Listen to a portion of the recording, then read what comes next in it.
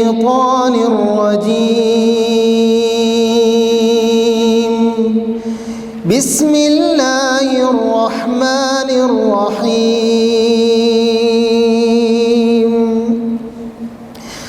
لا أقسم بيوم القيامة ولا أقسم بالنفس اللوامة أيحسب الإنسان أن لن نجمع عظامه بلى قادرين على أن نسوي بنانه بل يريد الإنسان ليفجر أمامه يسأل أيان يوم القيامة فإذا برق البصر وخسف القمر وجمع الشمس والقمر يقول الإنسان يومئذ أين المفر كلا لا وزر إلى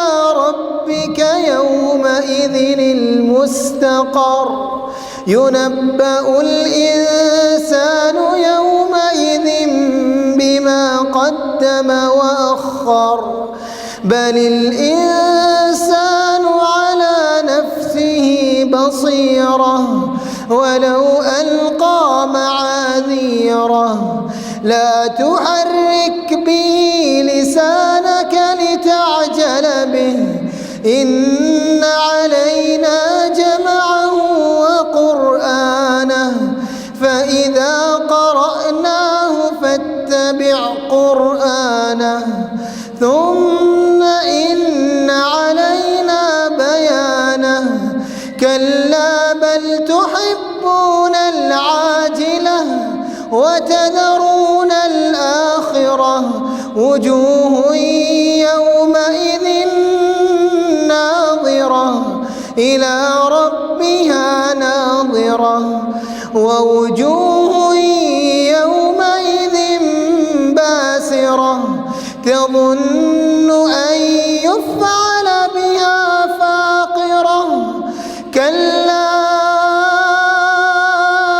إذا بلغت التراقي وقيل من راق وظن أنه الفراق والتفت الساق بالساق إلى ربك يومئذ المساق صدق الله العظيم. أعوذ بالله من الشيطان الرجيم. بسم الله الرحمن الرحيم.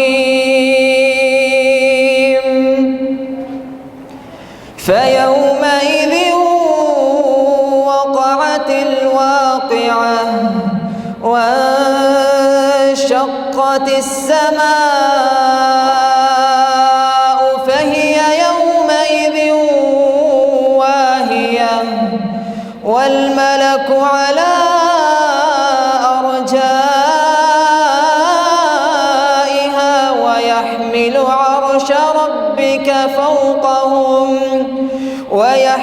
عرش ربك فوقهم يومئذ ثمانية يومئذ تعرضون لا تخفى منكم خافية فأما من أوتي كتابه بيمينه فيقول هاؤم اقرءوا كتابيه إني ظننت أني ملاق حسابيه فهو في عيشة راضية في جنة عالية قطوفها دانية كلوا واشربوا هنيئا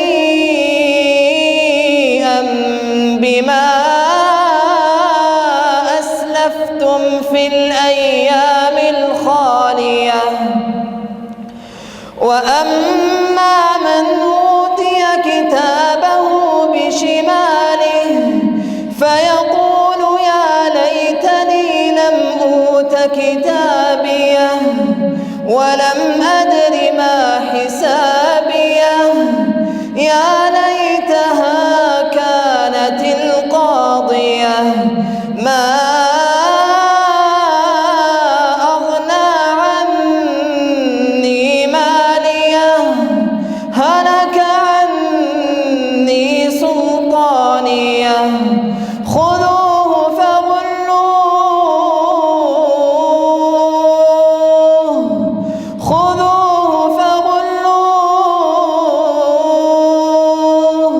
ثم الجحيم صلوه ثم في سلسلة ذرعها 70 ذراعا فاسلكوه إنه كان لا يؤمن بالله العظيم ولا يحض على طعام المسكين فليس له اليوم هاهنا حميم ولا طعام إلا من غسلين لا يأكله إلا الخاطئون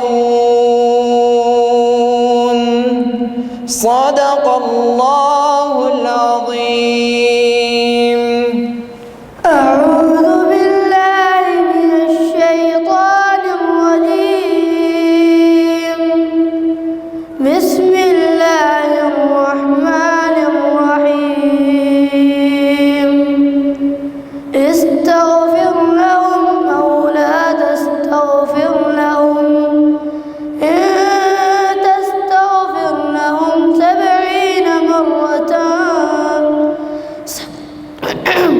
70 مرة فلن يغفر الله لهم ذلك بأنهم كفروا بالله ورسوله والله لا يهدي القوم الفاسقين. فرح المخلفون بمقعدهم خلاف رسول الله وكرهوا أن يجاهدوا بأموالهم وأنفسهم في سبيل الله وقالوا لا تنفروا في الحر قل نار جهنم أشد حرا لو كانوا يفقهون. فليضحكوا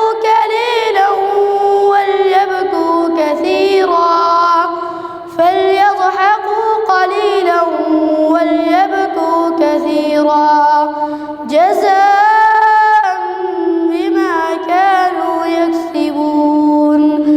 فإن رجعك الله إلى طائفة منهم فاستأذنوك للخروج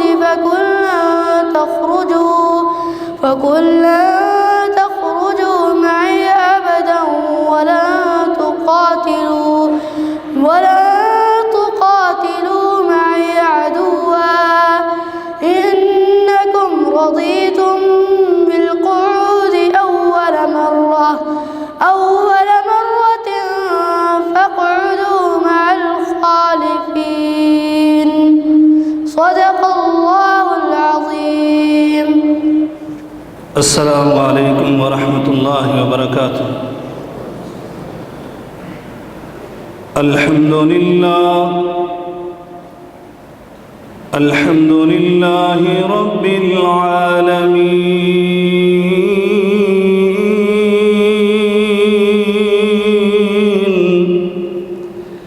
والعاقبة للمتقين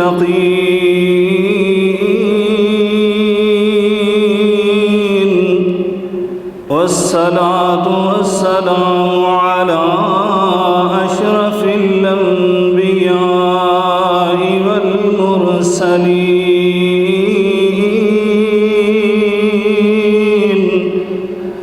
وعلى آله وصحبه أجمعين.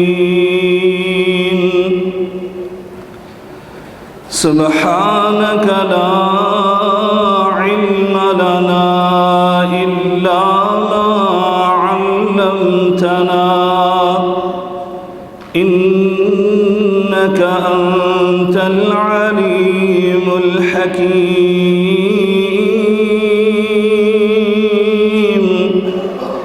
رب اشرح لي صدري ويسر لي أمري واحلل عقدة من لساني يفقهوا قولي.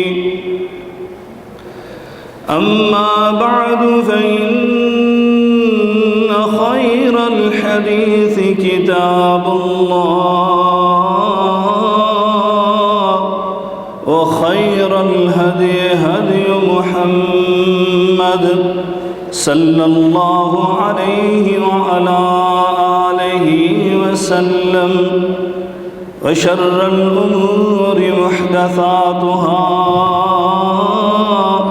وكل محدثة بدعة وكل بدعة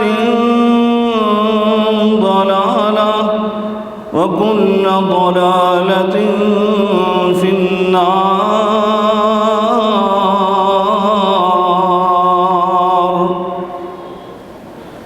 أعوذ بالله السميع العليم من الشيطان الرجيم. بسم الله الرحمن الرحيم. يا أيها الذين آمنوا ادخلوا في السلم كافة. يا أيها الذين آمنوا ادخلوا في السلم كافة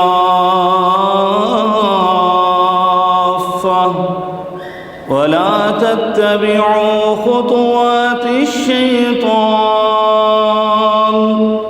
إنه لكم عدو مبين.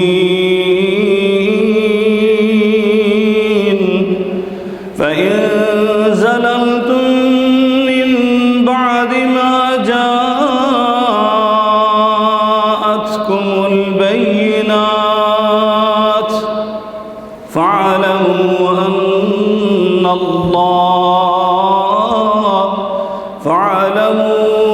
أن الله عزيز حكيم.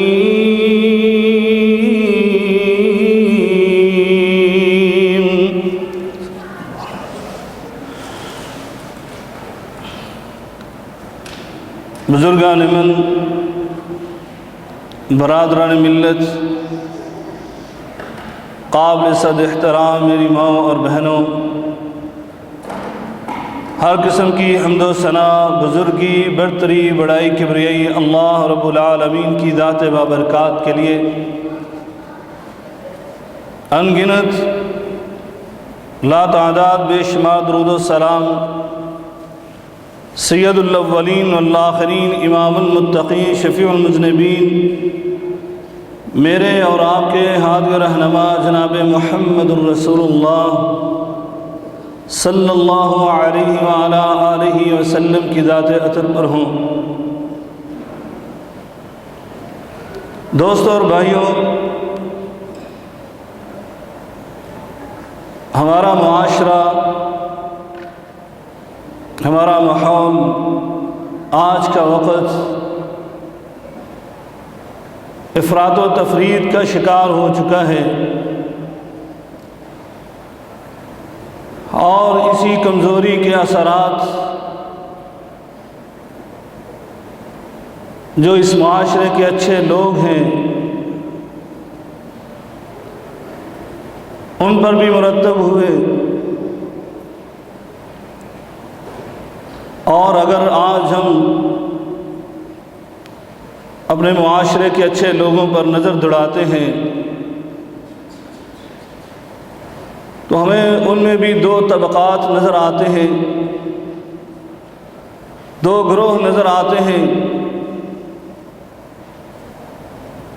ایک گروہ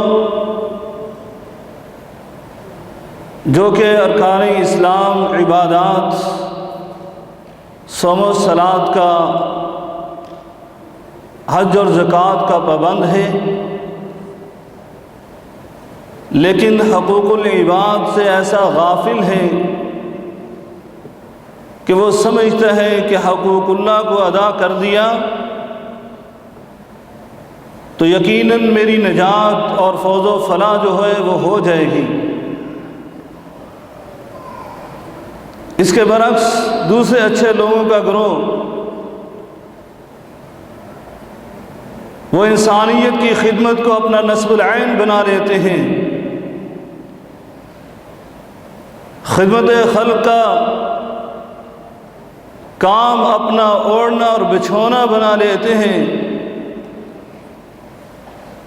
اور حقوق اللہ سے غافل ہو کر وہ سمجھتے ہیں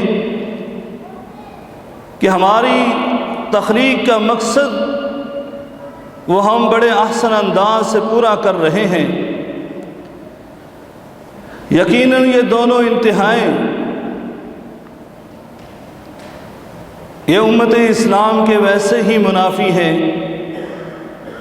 اللہ کا قرآن فرماتا ہے وَكَذَلِكَ جَعَلْنَاكُمْ أُمَّةً وَسَطًا، ہم نے آپ کو امت وسط بنایا، افراط و تفریط سے بچنے والا بنایا، بلکہ لوگوں کو بھی اعتدال کا راستہ دکھانے والا بنایا۔ اس لیے ان دونوں انتہاؤں سے بچنا ضروری اور لازمی ہے۔ اگر کوئی انسان یہ سمجھتا ہے کہ میں حقوق اللہ ادا کرتا ہوں اس لیے حقوق العباد کی کمیاں کوتاہیاں وہ میری معاف ہو جائیں گی، تو یقیناً وہ قرآن و سنت کی تعلیمات سے ناآشنا ہے، اس کو علم نہیں ہے۔ قرآن و سنت میں بے شمار دلائل ایسے ہیں کہ نیکیاں کر کے آنے والے ان کے متعلق اللہ کا قرآن یہ ارشاد فرماتا ہے وَقَدِمْنَا إِلَى مَا عَمِلُوا مِنْ عَمَلٍ فَجَعَلْنَاهُ هَبَاءً مَنْثُورًا، عَامِلَةٌ نَاصِبَةٌ تَصْلَىٰ نَارًا حَامِيَةً، عمل کر کر کے تھک چکے، تھکاوٹ سے چور ہو گئے، لیکن ان اعمال کا نتیجہ تَصْلَىٰ نَارًا حَامِيَةً، دہتی ہوئی آگ ان کا مقدر اور نصیب بن گئی۔ اعمالہم کسراب بقیع، ان کے اعمال ایسے ہی ہیں جیسے چمکتی دمکتی دھوپ کے اندر دور سے ایک روشن پانی نظر آتا ہے، قریب جاتے ہیں تو سوائے خشکی کے کچھ بھی نہیں ہوتا۔ ان کے اعمال بھی ایسے ہی ہیں۔ میرے برادر مکرم اسٹیج پر حافظ اسحاق صاحب حافظہ اللہ تعالی موجود ہیں، یہ آپ کے سوالات کے جواب دیتے ہوئے ہو سکتا ہے کوئی جواب یعنی کوئی سوال ایسا آئے میری گفتگو کے اوپر وہ جواب دیں گے آپ کو۔ بے شمار ایسے دلائل، بے شمار، میں صرف اشارہ کرنا چاہتا ہوں۔ ایک انسان حقوق اللہ میں انتہاؤں کو پہنچا ہوا لیکن یقین جانے بد اخلاق ہے، اس کے اعمال ضائع ہیں، والدین کا نافرمان ہے، اعمال کام نہیں آئیں گے، بہن بھائیوں کی حق تلفی کرتے ہیں، اعمال کام نہیں آئیں گے، اور معاشرے کے لوگوں کی ان کی حق تلفی کرتے ہیں، اس کے اعمال یعنی عبادات اس کے کام نہیں آئے گی. جھوٹا ہے، کذاب ہے، غیبت کرنے والا، چغلی کرنے والا، دھوکہ اور فراڈ کرنے والا، معاشرتی برائیاں اس کے اندر کوٹ کوٹ کے بھری ہوئی ہیں، اس کی عبادات اس کے کام نہیں آئیں گی. میں ایسے ہی جوش خطابت میں نہیں کہہ رہا، بلکہ معروف حدیث، مشہور حدیث آپ نے سنی ہوئی. میرے آقا علیہ الصلوۃ والسلام فرماتے ہیں اللہ نے میزان انصاف کا ترازو لگا دیا. ایک آدمی آتا ہے اور اس کی حالت کیا ہے؟ میرے آقا نے سوال پوچھا اتدرون من المفلس، تم جانتے ہو میری امت سے مفلس کون ہے، غریب ندار کون ہے؟ صحابہ نے جو جواب ہمارے ذہنوں میں آتا ہے، اگر پوچھا جائے غریب کون ہے، نادار کون ہے، جو جواب ہمارے ذہنوں میں صحابہ نے بھی فوراً عرض کیا اللہ کے رسول فینا لیس درہم ولا متاع، ہم میں سے غریب اور مفلس وہ ہیں کہ جس کے پاس مال نہیں ہے، جس کے پاس مال و متاع نہیں ہے، جائیداد نہیں ہے، پراپرٹی نہیں ہے. اللہ کے رسول وہ غریب ہے. میرے آقا نے کیا فرمایا تھا؟ میرے آقا علیہ الصلوۃ والسلام نے فرمایا میرے صحابہ ایسی بات نہیں ہے، میری امت کا غریب تو وہ ہے کہ جو اللہ کے دربار میں آیا تو نیکیوں کے انبار لے کر آیا، لیکن جیسے اللہ کے دربار میں کھڑا ہے ادھر سے آتا ہے ایک آدمی، کون؟ قذف ھذا، شتم ھذا، سب ھذا، کسی کو گالی دی تھی، کسی پر تہمت لگائی تھی، کسی کی غیبت کی تھی، کسی پر ظلم و ستم کیا تھا. میرے آقا علیہ الصلوۃ والسلام فرماتے ہیں اب جواب ہونے لگے. جواب کیسے ہو رہا ہے؟ حساب و کتاب کیسے ہو رہا ہے؟ حساب و کتاب ایسے ہونے لگا کہ اب اس کی نیکیاں اس کو جانے لگیں، ایک ایک کر کے نیکیاں جا رہی ہیں، حتیٰ کہ یہ معاملہ آ گیا کہ نیکیاں ختم ہو گئیں اور ابھی مظلوموں کی لائن لگی ہوئی ہے، حقوق العباد والوں کی لائن ہے. یا اللہ اس سے پوچھ اس نے میری غیبت کی، اس نے میری چغلی کی، اس نے مجھے گالی دی، اس نے میری حق تلفی کی، میرے اوپر ظلم و ستم کیا، کیوں کیا؟ اب اللہ کہتے ہیں اس کے پاس تو نیکیاں نہیں ہیں، اب کیا ہے؟ فرمایا ان کی برائیاں جو ہیں وہ لے لے کر اس کے سر پر تھوپ دو، اور پھر میرے آقا فرماتے ہیں ثم طرح فی النار، پھر وہ نیکیوں کا پہاڑ لے کر آنے والا، نیکیاں کر کے آنے والا، وہ آگ کا ایندھن بنا دیا جاتا ہے. اللہم لا تجعلنا منہم، اللہ ہمیں ایسے بد نصیبوں سے نہ بنائے. آگے چلیے. یہ تو بہت سارے مظلوموں کی لائن لگی ہوئی تھی، یہاں تو میں حدیث پڑھ کر کام کیا. یقین جانے آج تو ہمارے معاشرے میں یہ عام بیماری پھیلی ہوئی ہے. کیا بیماری ہے؟ وراثت کی. آج یعنی یہ گزشتہ جمعہ ہم نے پڑھایا، وہاں پر ساتھیوں نے یہ توجہ دلائی کہ میراث کے معاملات پر گفتگو کیجیے. میراث نہیں دی جاتی ہے، وراثت تقسیم نہیں کی جاتی ہے، خصوصاً بیٹیوں اور بہنوں کو وراثت نہیں دی جاتی. میرے آقا علیہ الصلوۃ والسلام کی حدیث سنیے.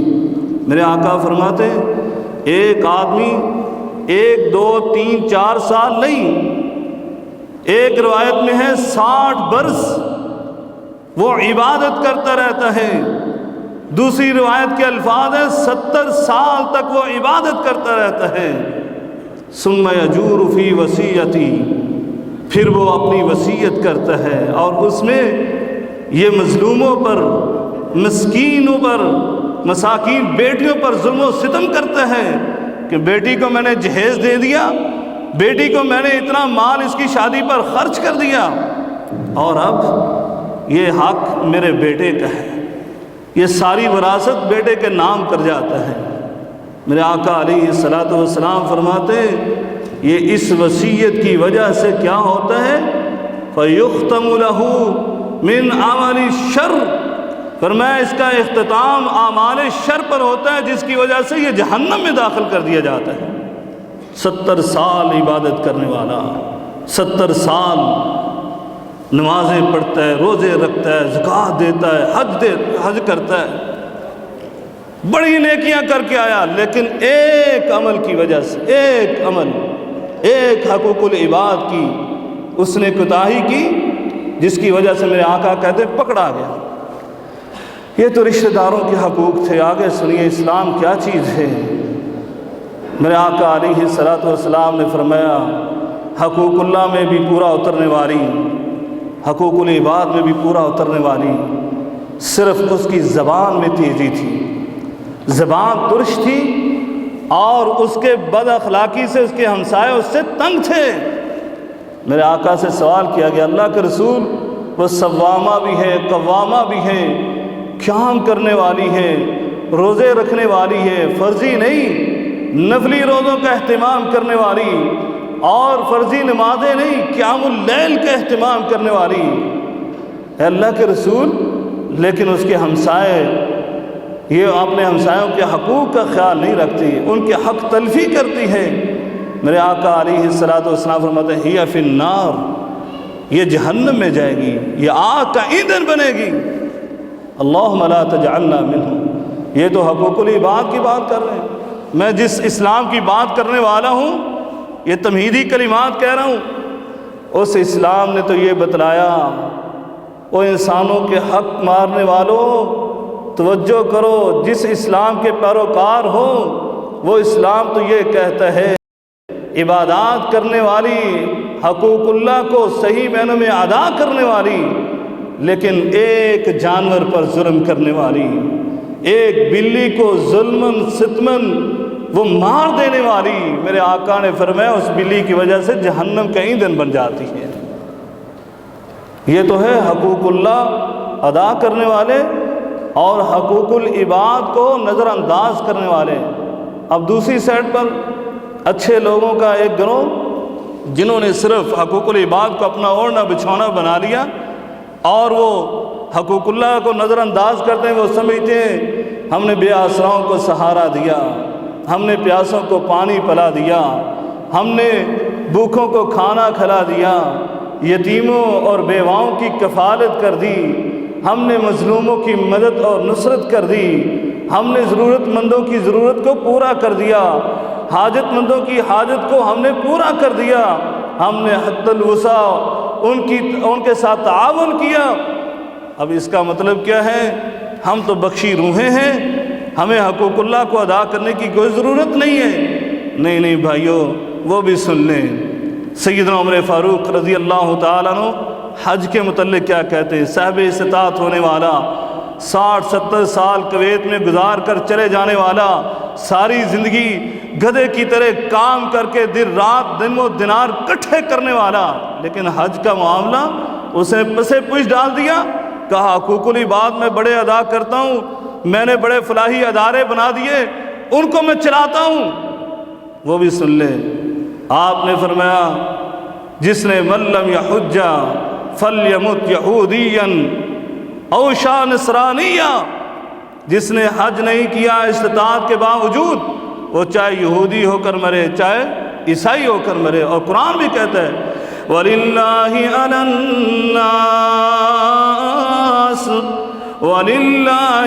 النَّاسِ حِجُّ الْبَيْتِ مَنِ اسْتَطَاعَ إِلَيْهِ سَبِيلًا وَمَنْ كَفَرَ فَإِنَّ اللَّهَ غَنِيٌّ عَنِ الْعَالَمِينَ۔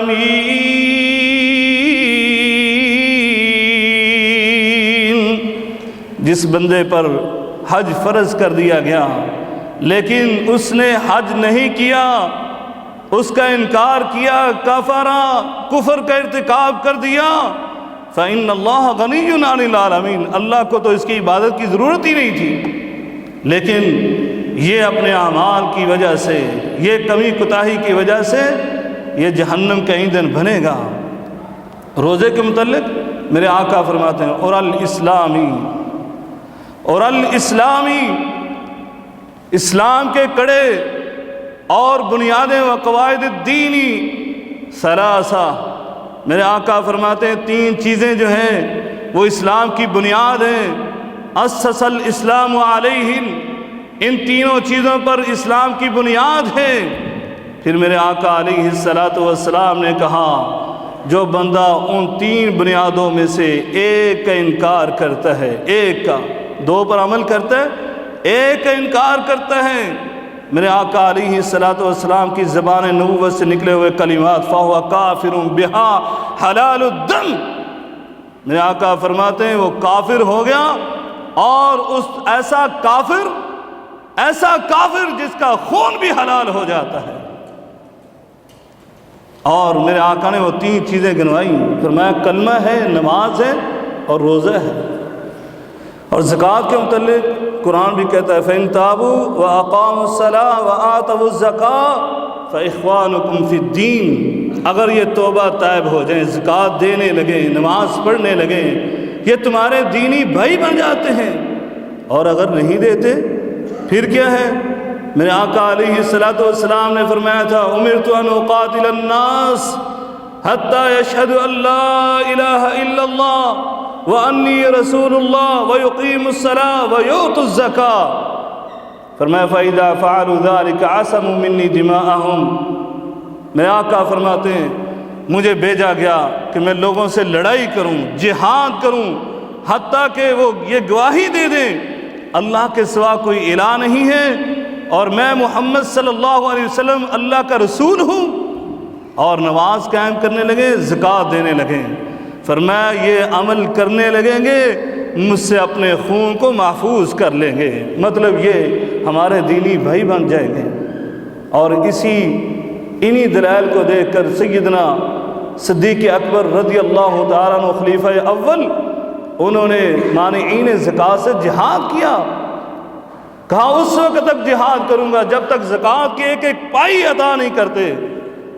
بھائیو، حقوق اللہ کی بات، آخری بات کہتا ہوں، نماز کے متعلق میرے آقا علیہ الصلوۃ والسلام نے فرمایا آج مذاق اڑایا جاتا ہے نماز کا، یہ مولویوں نے کر لیا، مولویوں نے ایسے کر دیا، اللہ المستعان۔ میرے آقا فرماتے ہیں العہد الذی بیننا وبین الکفر الصلاۃ، ہمارے درمیان کافروں کے درمیان فرق صرف نماز کا، من ترک الصلاۃ متعمدا فقد کفر، خدمت خلق کرنے والوں اگر نماز نہ پڑھی، اگر نماز کا انکار کیا، ساری نمازوں کا نہیں، میرے آقا فرماتے ہیں جان بوجھ کر عمدن قصدن ایک نماز چھوڑ دی، لاپرواہی کی، چھوڑ دی نماز، فرمایا اس نے کفر کا ارتکاب کیا۔ اور بلکہ حدیث ایسی جامع میرے آقا نے فرما دی، سارے اعمال کو جمع کر دیا، چاہے حقوق اللہ ہے چاہے حقوق العباد ہیں، یہ نماز کو بنیاد بنا دیا۔ کیا میرے آقا فرماتے ہیں؟ فرمایا اول ما یحاسب به العبد یوم القیامہ الصلاۃ، کل اعمال میں سے اللہ کے سامنے جب اعمال پیش ہوں گے سب سے پہلے جس کا حساب و کتاب ہوگا وہ نماز ہوگی، نماز، فَإِذَا صَلُحَتْ صَلُحَ سَائِرُ عَمَلِ، میرے آقا فرماتے ہیں اگر نماز درست نکلی تو جان لو اس کے سارے اعمال اللہ درست کر دے گا، وَإِذَا فَسَدَتْ فَسَدَ سَائِرُ عَمَلِ، اگر نماز نامکمل ہوئی، نماز ہی اس کی نہیں تھی، نماز موجود ہی نہیں تھی، فرمایا سارے کے سارے اعمال تباہ و برباد ہو جائیں گے۔ بھائیو، بلکہ میں تو قرآن مجید کی ایک سورہ مبارکہ پڑھ رہا تھا، اللہ تبارک تعالیٰ اس میں کیا فرماتا ہے؟ یہ تو بے نمازی، اللہ تعالیٰ اس میں نمازیوں کے متعلق فرماتا ہے فَوَيْلٌ لِّلْمُصَلِّينَ فَوَيْلٌ لِّلْمُصَلِّينَ الَّذِينَ هُمْ عَن صَلَاتِهِمْ سَاهُونَ الَّذِينَ هُمْ يُرَاءُونَ۔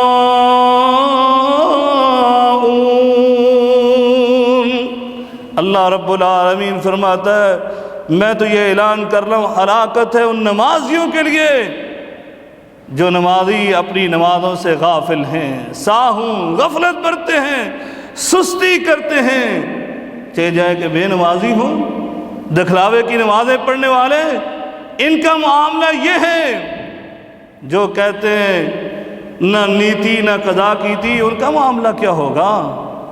اس لیے بھائیو، اللہ رب العالمین اچھے لوگوں کو، میں نے شروع میں کہا تھا، حقوق اللہ ادا کرنے والے اور حقوق العباد ادا کرنے والے یہ برے لوگ نہیں ہو سکتے، اچھے لوگ ہیں، اچھے لوگ۔ اسی لیے اللہ رب العالمین اپنے قرآن میں اچھے لوگوں کو یہ حکم دیتا، آرڈر دیتا ہے، کیا؟ یا ایھا الذین آمنوا، اے ایمان والو، ایمان والوں کو مخاطب کیا جا رہا ہے، اے ایمان والو، ادخلوا فی السلم کافہ،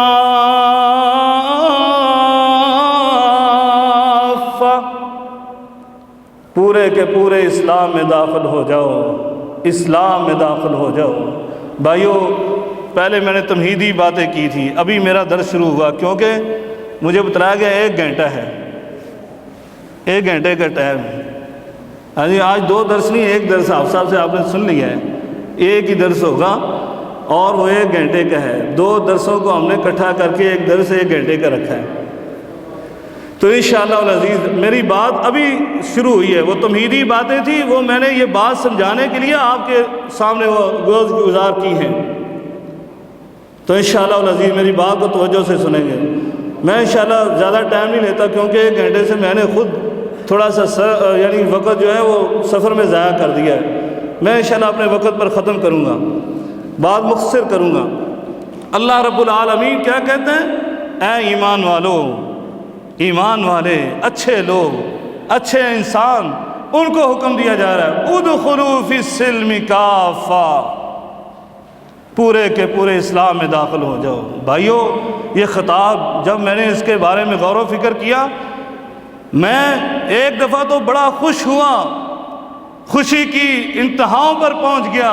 اللہ، ہم کتنے خوش نصیب ہیں، تو ہمیں مخاطب کرتے ہوئے کہتا ہے سب سے پہلے تو نے یہ حکم خاص کیا، عام نہیں ہے، عام لوگوں کا نہیں، یہ اچھے لوگوں کو۔ اس لیے میرے مخاطب آپ اچھے لوگ جو براہ راست ہے اور بالواسطہ جو اس سی ڈی کو، اس کیسٹ کو سنیں گے، اس تقریر کو سنیں گے، وہ بھی میرے مخاطب ہیں، اچھے لوگ، اچھے لوگ آج میرے مخاطب۔ اللہ رب العالمین بھی اس آیت میں اچھے لوگوں کو، اپنے مومن بندوں کو کہتا ہے، اے میرے ایمان والو، اے میرے مومن بندو، ادخلوا فی السلم کافہ۔ یہ تمہارے لیے باعث عزت کہ اللہ رب العالمین تمہیں ایمان والا بلا کر اور یہ خطاب خصوصی خطاب فرما رہا ہے۔ اور دوسری وجہ باعث عزت اور میری خوشی کی انتہا جو تھی وہ کیا تھی؟ میں نے غور کیا تو یقین جانے قرآن مجید میں مجھے یہ نظر آیا، قرآن مجید کی روشنی میں، کہ تقریباً 1,24,000 کم و بیش انبیاء علیہم السلام جو اس دنیا میں آئے، ان کو بھی یہی آرڈر اور حکم دیا گیا، اور انہوں نے اعتراف بھی کیا اسی بات کا۔ سیدنا نوح کی بات لے لیں، اللہ رب العالمین قرآن مجید میں فرماتا ہے، سیدنا نوح علیہ السلام کی بات کرتے ہوئے فرمایا، وَأُمِرْتُ أَنْ أَكُونَ مِنَ الْمُسْلِمِينَ، مجھے حکم دیا گیا کہ میں مومن سے ہو جاؤں۔ یہ اسلام صرف آپ کا دین اور مذہب یا آپ کو مخاطب نہیں کیا جا رہا کہ آپ پورے کے پورے اسلام میں داخل ہو جاؤ، بلکہ آپ سے پہلے سیدنا ابراہیم ابو الانبیاء، اللہ کے خلیل، وہ نبی کیا کہتے ہیں؟ دعا کر رہے ہیں، ربنا وجعلنا مسلمین لک، ربنا وجعلنا مسلمین لک ومن ذریتنا امتا مسلمتا لک۔ اے اللہ، مجھے اور میرے اس بیٹے اسماعیل ذبیح اللہ کو مسلمان بنا لے، اسلام میں داخل کر دے، اور ہماری اولاد میں سے بھی ایسی امت پیدا کرنا جو اسلام والی ہو۔ بھائیوں، یہ اسلام دین ہے سیدنا یعقوب کا۔ قال لبنیہ ما تعبدون من بعدی قالوا نعبد الہک و الہ آبائک ابراہیم و اسماعیل و اسحاق الہ واحدا وَنَحْنُ لَهُ مُسْلِمُونَ۔ یہ دین ہے سیدنا موسیٰ کا، جب انہوں نے اپنی قوم کو کہا تھا یا قومی ان کنتم آمنتم باللہ فعلیہ توکلوا ان کنتم مسلمین۔ اگر تم اللہ پر ایمان لانے والے ہو تو پھر صرف اللہ پر توکل کرو، اگر تم مسلمان ہو، اسلام والے ہو۔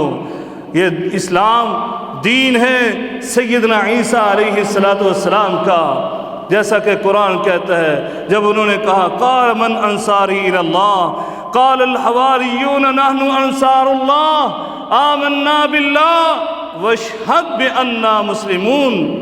ہم مسلمان اسلام کے اندر داخل ہیں۔ یہ دین، یہ مذہب، یہ سیدنا سلیمان کا واللہ تعالی علیہ واتونی مسلمین۔ یہ دین، یہ کس کا دین؟ بات کی انتہا کرتے ہیں، یہ دین ہے امام الانبیاء کا، یہ دین ہے سید الاولین والآخرین، صاحب قرآن، پیغمبر آخر الزمان کا۔ اللہ قرآن میں ارشاد فرماتا ہے اليوم اکملت لکم دینکم اليوم اکملت لکم دینکم واتممت علیکم نعمتی ورضیت لکم الاسلام دینا۔ اللہ رب العالمین فرماتے ہیں میرے محبوب نبی، میرے پیغمبر، ہم نے تمہارے اوپر اپنی نعمت کو مکمل کر دیا۔ نعمت کون سی؟ دین اسلام کو مکمل کر دیا۔ اس لیے اللہ رب العالمین قرآن میں فرماتا ہے او ایمان والو، اگر تم پورے کے پورے اسلام میں داخل نہ ہوئے، کسی اور کے مذہب پر، کسی اور کے قوانین پر، کسی اور چیز کو ضابطہ حیات بنا کر اپنی زندگی گزار کر آئے تو سن لو پھر کیا ہوگا وَمَن يَبْتَغِ غَيْرَ الْإِسْلَامِ دِينًا وَمَن يَبْتَغِ غَيْرَ الْإِسْلَامِ دِينًا فَلَن يُقْبَلَ مِنْهُ وَهُوَ فِي الْآخِرَةِ مِنَ الْخَاسِرِينَ۔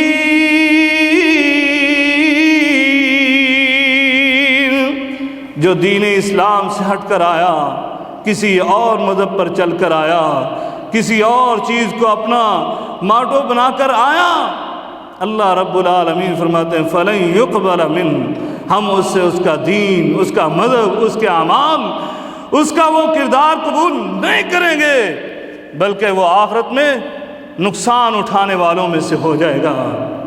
بھائیو، اس لیے ادخلوا فی السلم کافہ، کہا اس اسلام میں داخل ہو جاؤ، تمہارے لیے باعث عزت ہے۔ میں اس دین کی دعوت دے رہا ہوں، اس دین میں تمہیں کہہ رہا ہوں پورے کے پورے داخل ہو جاؤ، جو دین اس کائنات کی سب سے برگزیدہ جماعت، انبیاء کی جماعت کا دین اور مذہب تھا۔ ان کی ضابطہ حیات کو اپنا ضابطہ حیات بنا لو، ان کی سیرتوں کو اپنے لیے مشعل راہ بنا لو، یہ تمہارے لیے لازم کر دیا گیا۔ اگر نہیں کرو گے افراط و تفریط کا شکار ہو کر آؤ گے۔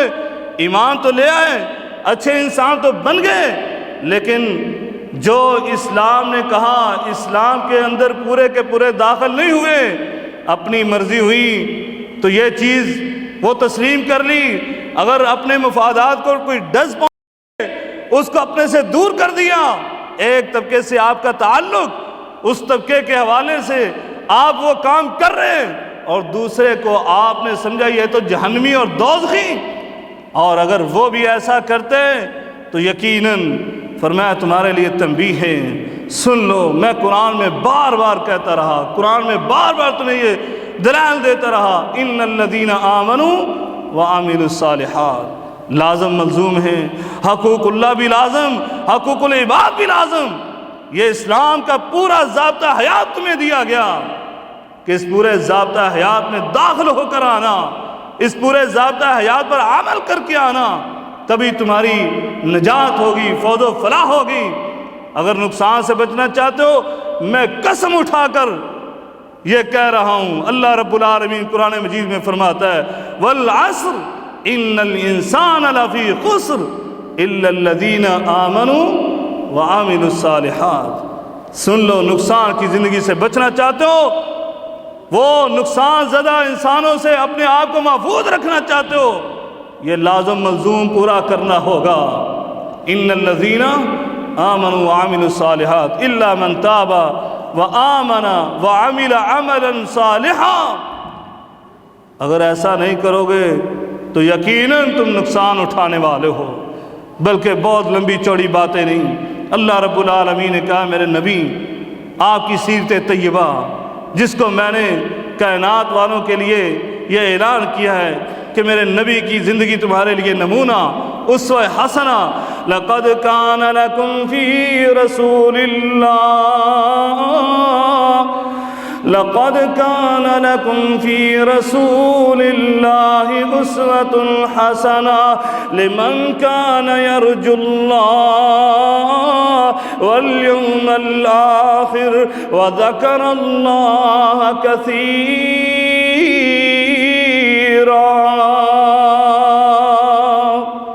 اللہ رب العالمین فرماتا ہے اے میرے نبی آپ کی زندگی کو، آپ کی سیرت طیبہ کو میں نے ان کے لیے نمونہ بنا دیا، اسوہ حسنہ بنا دیا، قدوہ بنا دیا، اس لیے آپ اعلان کیجئے ان کے سامنے۔ اے اللہ کیا اعلان کروں؟ فرمایا اعلان کیجئے ان صلاتی و نسکی، ان صلاتی و نسکی و محیای و مماتی للہ رب العالمین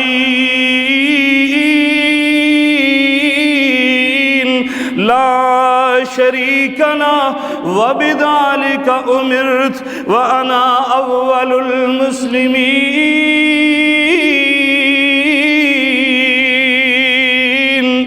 اے کائنات پر بسنے والے لوگوں، اے میری امت کے لوگوں سن لو، ان صلاتی و نسکی، بے شک میری نماز یعنی میری بدنی عبادتیں، و نسکی اور میری مالی عبادتیں، میری قربانی، میرا ذبیحہ، و محیایا، بلکہ سن لو یہ صرف حقوق اللہ کی بات نہیں، و محیایا میری تو زندگانی، میری زندگی کا ایک ایک لمحہ، 63 برس پر محیط زندگی جس کے متعلق اللہ قرآن میں فرماتا ہے لعمرک، اے میرے محبوب آپ کی پاکیزہ زندگی کی تو میں قسمیں اٹھا رہا ہوں، آپ کی وہ پاکیزہ زندگی جو لیل و نہار، جو شب و روز پر مشتمل، جس میں خوشی کے لمحات بھی آئے، غمی کی گھڑیاں بھی آئیں۔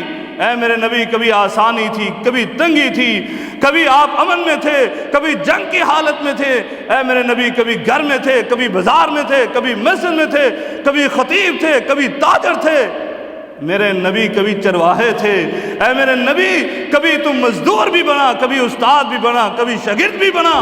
یہ زندگی ساری کی ساری زندگی بتاؤ ان کو، وَمَحْيَايَا میری تو خدمت خلق بھی ہے کس کے لیے، وَمَمَاتِي میرا تو مرنا بھی ہے تو کس کے لیے، للہ رب العالمین اللہ کے لیے جو تمام جہانوں کا رب ہے۔ بھائیو میرے آقا علیہ السلام نے یہ اعلان کیا اور اللہ نے آپ کی سیرت کو ہمارے لیے نمونہ اسوہ حسنہ بنایا، اور آپ کی اب سیرت طیبہ کے سنہری اوراق ذرا اٹھا کر تو دیکھو، عبادت ہے، تم المومنین فرماتی ہیں عبادت ایسی کہ تتورم قدما، میرے نبی کے پاؤں پھٹ جاتے تھے، پاؤں سوج جاتے تھے، لیکن پھر بھی اخلاق کیسا؟ یہ نہیں ہے چند نمازیں پڑھ لی، فرائض پورے کیے اور دوسروں کو میں جہنمی سمجھنے لگا، ایسا نہیں، بلکہ میرے آقا علیہ السلام تو یہ اپنے اخلاق سے ثابت کر رہے ہیں کہ میں ان کافروں کو بھی جنت کا وارث بنانے کے لیے آیا۔ یہودی بچہ ہے، میرے نبی کا خادم ہے، بیمار ہوا، میرے نبی اس کی تیمارداری کو چلے گئے، اسلام پیش کیا، خوش نصیب بچہ اسلام قبول کرتا ہے، میرے آقا خوشی کا اظہار کرتے ہیں، اللہ کی تعریف کرتے ہیں۔ اخلاق ایسا کہ جنہوں نے پتھر مارے جنہوں نے دندان مبارک شہید کیے، آپ کی جبین اطہر کو زخمی کیا، آپ کے کندھے مبارک کو شل کیا، اسی موقع پر اسی میدان میں کھڑے ہو کر نبوت کے ہاتھ اٹھا کر دعا کر رہے ہیں، اللہم اہدی قومی فإنہم لا یعلمون۔ یہ ابو سفیان میری حقیقت کو نہیں جانتا، یہ خالد بن ولید میری حقیقت کو نہیں جانتا، اللہ اگر میری حقیقت کو یہ جانتے ہوتے کبھی میرے ساتھ ایسے نہ کرتے۔ میں تجھ سے دعا کرتا ہوں یا اللہ ان سارے کافروں کو، ان میری قوم کو ہدایت عطا فرما دے۔ میدان احد میں کی جانے والی دعا کا اثر، میرے نبی کا اخلاق وہ رنگ لایا۔ ابو سفیان بھی فتح مکہ پر مسلمان ہوتا ہے اور خالد بن ولید بھی مسلمان ہوتے ہیں۔ اللہ اکبر، یہ ہے میرے نبی کی سیرت۔ اس لیے میرے آقا علیہ الصلوۃ والسلام کی سیرت کو ہمارے لیے نمونہ اور اسوہ حسنہ قرار دیا گیا۔ میرے آقا نے جب یہ اپنے امتیوں کو توجہ دلائی تو آپ نے کیا کہا؟ نمازیں پڑھ لو گے جنت میں چلے جاؤ گے، بد اخلاقی کرو گے پھر بھی جنت میں جاؤ گے؟ نہیں، بلکہ میں نے جو اشارے کیے شروع میں، حقوق اللہ کو ادا کرنے والے حقوق العباد سے ایسے غافل ہوتے ہیں۔ میرے آقا علیہ الصلوۃ والسلام نے تو واضح طور پر ان کے متعلق کہا ہوا فی النار ہی فی النار، یہ جہنم میں وہ جہنم میں۔ اس لیے بھائیوں یہ نہیں، بلکہ میرے آقا کیا فرماتے ہیں؟ میرے آقا علیہ الصلوۃ والسلام عبداللہ بن سلام مسلمان ہوئے اور کہتے ہیں پہلی باتیں جو میں نے نبی کریم صلی اللہ علیہ وسلم سے سنی، پہلے تو آپ کے چہرہ مبارک سے مجھے پتہ چل گیا یہ چہرہ کسی جھوٹے کا نہیں ہو سکتا، یہ صادق و امین کا چہرہ ہے۔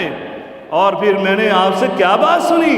میرے آقا علیہ الصلوۃ والسلام نے جنت میں جانے کا سنہری اصول پیش کیا، فرمایا افشوا السلام، یہ اسلام کو پھیلاؤ، السلام علیکم کی دعائیں ایک دوسرے کو دیا کرو، افشوا السلام بینکم واطعموا الطعام، مسکینوں کو غریبوں کو کھانا کھلایا کرو۔ یہ نہیں ہے کہ دسترخوان کو چھوٹا کر لیا، مہمان آ گیا، کوئی مسکین دروازے پر آ گیا تو اپنے دسترخوان کو جلدی سے لپیٹ دیا، یہ جائے گا تو کھائیں گے، یہ کہاں سے مصیبت آ گئی؟ ایسا سمجھنے والوں سنو، میرے آقا جنت میں جانے کا سنہری اصول پیش کرتے ہیں۔ بلکہ میں نے جو سورت آپ کے سامنے آدھی تلاوت کی تھی نمازیوں کے حوالے سے، اللہ نے اس کے شروع میں نمازیوں کے حوالے سے بات کرنے سے پہلے بات کی، کیا بات کی؟ فرمایا ارائیت الذی یکذب بالدین فذلک الذی یدع الیتیم ولا یحض علی طعام المسکین فویل للمصلین الذین هم عن صلاتهم ساہون الذین هم یراؤون ویمنعون الماعون۔ چھوٹی سی سورہ ہے، ذرا گھر جا کے اس کی تفسیر تو پڑھنا۔ میرا اللہ کیا فرماتا ہے؟ یہ قیامت کے دن کو جھٹلانے والے یہ پھر افراط و تفرید کا شکار ہوتے ہیں، کہا یہ یتیموں کے دھکے دیتے ہیں، اور فرمایا مسکینوں کو کھانا بھی نہیں کھلاتے۔ کھانا کھلانا تو دور کی بات، کبھی اپنے دوست و احباب کو، اپنے عزیز و اقارب کو بھی ترغیب نہیں دلاتے کہ یہ مسکین ہے، بھوکا ہے، اس کو کھانا ہی کھلا دو۔ اتنی بات بھی کی توفیق نہیں ہوتی۔ اور بلکہ آخری لفظ جو فرمائے وَيَمْنَعُونَ الْمَاعُونَ، عام استعمال کی چیزیں ایسی بخیلی کرتے ہیں، کنجوسی کرتے ہیں، فرمایا وہ بھی استعمال کے لیے نہیں دیتے۔ اللہ نے شروع میں کیا کہا؟ یہ ایسا کام کرنے والے چاہے نمازیں پڑھتے ہیں، چاہے روزے رکھتے ہیں، چاہے صدقات و خیرات کرتے ہیں، سخاوت کے سمندر بہا دیتے ہیں۔ فرمایا سن لو ارائیت الذی یکذب بالدین، یہ تو قیامت پر ایمان اور یقین ہی نہیں رکھتے، عام استعمال کی چیزیں۔ اور پھر دوسرا معاملہ دیکھو، ایک اور سورت کا مقام ہے، سورہ مدثر، فرمایا فی جنات یتساءلون،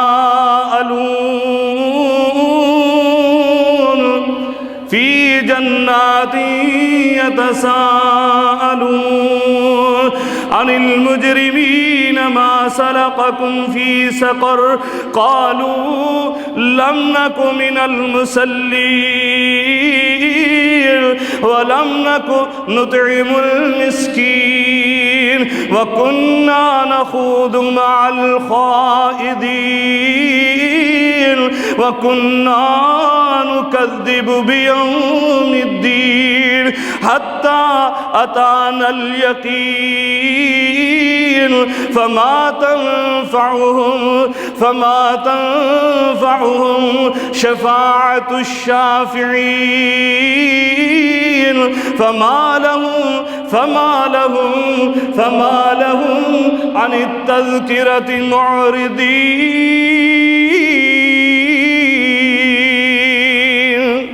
اللہ رب العالمین جنت میں جانے والے جنتی جنت میں چلے گئے، جہنم میں جانے والے جہنم میں چلے گئے. اب منظر کشی ہو رہی ہے، سوال و جواب کی اجازت دی گئی.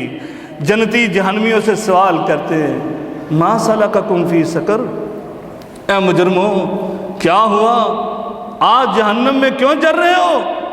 کل تو تم ہمارے پڑوسی، ہمارے دوست و احباب، ہمارے عزیز و اقارب، بڑا کچھ کرنے والے تھے، آج کیا ہوا؟ کیا جرم؟ دو جرم بیان کرتے ہیں سب سے پہلے، اور دونوں، ایک حقوق اللہ سے تعلق رکھنے والا، دوسرا حقوق العباد سے تعلق رکھنے والا. سب سے پہلے جرم انہوں نے گنوائے. کیا کہا؟ لم نک من المصلین، نماز نہیں پڑھتے تھے. خدمت خلق کرنے والے، دن رات ایک کر دینے والے، اور بڑے بڑے فلاحی ادارے قائم کرنے والے، بڑے بڑے کالج اور یونیورسٹیاں تعمیر کرنے والے، دن رات لوگوں کی فکر میں رہنے والے، کیا کہتے ہیں؟ لم نک من المصلین، نماز ہی نہیں پڑھتے تھے. اور دوسرا، نمازیں تو پڑھتے، سارا کچھ کرتے ہو، وَلَمْ نَكُ نُطْعِمُ الْمِسْكِينَ، مسکینوں کو کھانا ہی نہیں کھلاتے. اللہ نے دونوں چیزوں کو جوڑ کر بیان کیا ہے. کوئی یہ نہ سمجھے صرف نمازوں کی وجہ سے جہنم میں گئے، اور کوئی یہ بھی نہ سمجھے کہ مسکینوں کو کھانا کھلانا تو عام سی بات. میرے آقا جنت میں جانے کا اصول بیان کر رہے تھے، اور سیدنا عبداللہ بن سلام یہودیوں کو عالم راہب، اور اب مسلمان ہوئے تو کہتے ہیں پہلی باتیں جو میں نے سنی، میرے آقا کیا فرماتے ہیں؟ افشوا السلام بینکم واطعموا الطعام، لوگوں کو کھانا کھلایا کرو، وصلوا بالارحام، اور رشتہ داری کو جوڑا کرو. کتنے نمازی ہیں، کتنے نمازی جنہوں نے اپنی رشتہ داریوں کو توڑا ہوا، قطع تعلقی کی ہوئی. بھائی بھائی سے رخ موڑتا ہے، بہن بھائی کو نہیں بلاتے ہیں. کیا ہے یہ؟ کون سا معاشرہ، یہ کون سا اسلام؟